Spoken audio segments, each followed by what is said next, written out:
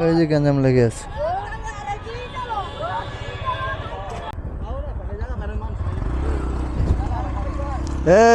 Licence আছে? হে তো ভাই আলহামদুলিল্লাহ।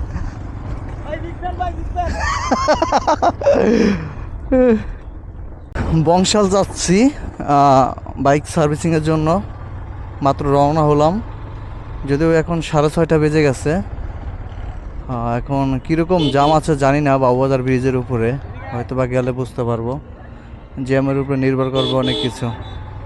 এমনিতেই 8টা বাজে তাদের ওখানে ক্লোজ হয়ে যায়। আমি কিন্তু একজন বাইক প্রেমিক, অনেক লেট করে ফেলছি আমি। হ্যাঁ, শত জিনিসের মাঝে ছেড়ে দিয়েও যদি বলেন যে আপনার কি পছন্দ, ওখানে যদি বাইক থাকে তাহলে আমি চুজ করবো আগে বাইক, কারণ বাইকটা আমার খুব প্রিয়। মানুষ বাইকে রাইড করে অনেক সময় অনেকে ক্লান্ত হন বা বোরিং ফিল করেন, কিন্তু আমি এটা বোরিং ফিল করি না। আমি অন্য কোনো যানবাহনে চললে আমি সেটা বোরিং ফিল করি, কিন্তু বাইকে বোরিং ফিল করি না।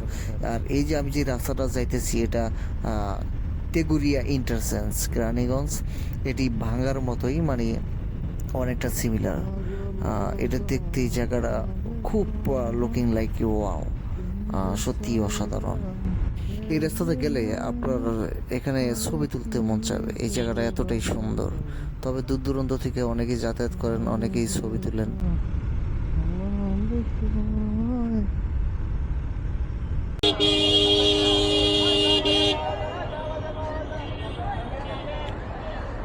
ওই লোক আরেক মাথা খারাপ এখানে লাইগা গেছে গা।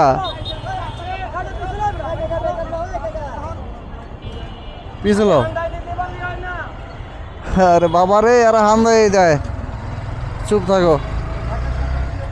এই যে ব্রিজ, বাবুবাজার ব্রিজ, এই বাবুবাজার ব্রিজে আমরা যখন অনেক আগে বাসে চলাচল করতাম বা বাসে আসতাম আমি যখন, তখন এক ধরনের এখানে মানুষ দেখতে পাইতাম।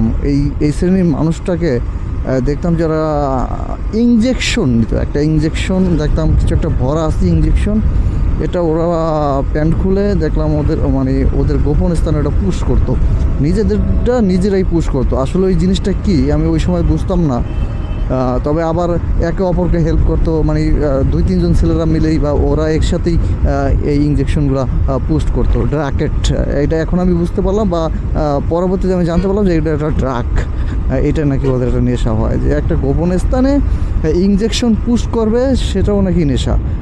এই যে এরকম অনেক পড়ে আছে, এদিকে দেখা যায়। আর এই এরিয়ার কথা কি বলবো, চুরি ডাকাতি, ঠিক আছে, ছিনতাই অনার্গল আমার সামনে অনেক হয়েছে। দাঁড়া রয়েছি এই রেলিংয়ের উপরে দাঁড়াইছে, বাসের জানালা মোবাইল থাবার দিয়েই দৌড়। মোবাইল থাবা দিছে একজনে, আমি তো স্পষ্ট দেখতেছি মোবাইল থাবা দিছে একজনে, মোবাইলটা পাস হয়ে গেছে আরেকজনের কাছে, তৃতীয় ব্যক্তি দিছে দৌড়। চোর দাঁড়াই থাকে, মোবাইল পাস হয়ে গেছে, তিনি হাইটা যায়, ওনাদের গ্রুপের আরেক সদস্য দৌড় দেয়, সবাই ফোকাস দেয় ওই লোকের ক্ষেত্রে।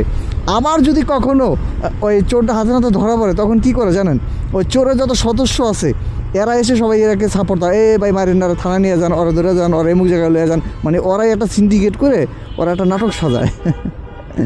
এই জিনিসটা বহু দেখছি আমি। তখন দেখা যাবে যে আপনার মোবাইল হারাইছে, আপনার সাথে আছেন 1-2 জন, ওদের সাথে আছে 8-10 জন, তখন ওদেরটাই কার্যকারী হয়। বিষয়টা অনেকটা এরকম নাই। তো আমি কাজ করাবো, কোনো লোক পাচ্ছি না। ভাই, হ্যালো, ফ্রি কাজ করা যাবে?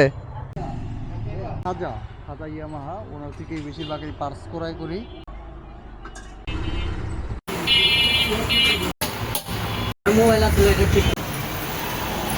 দেখো এই যে দেখো, এই যে দেখো, এই যে দেখো, এই যে দেখো, এই যে দেখো, গ্যাঞ্জাম করো না, দেখছো?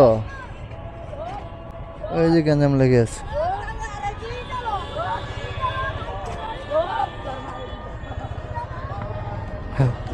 দেখছো যাদের কথা আমি বলছিলাম বিকেলে,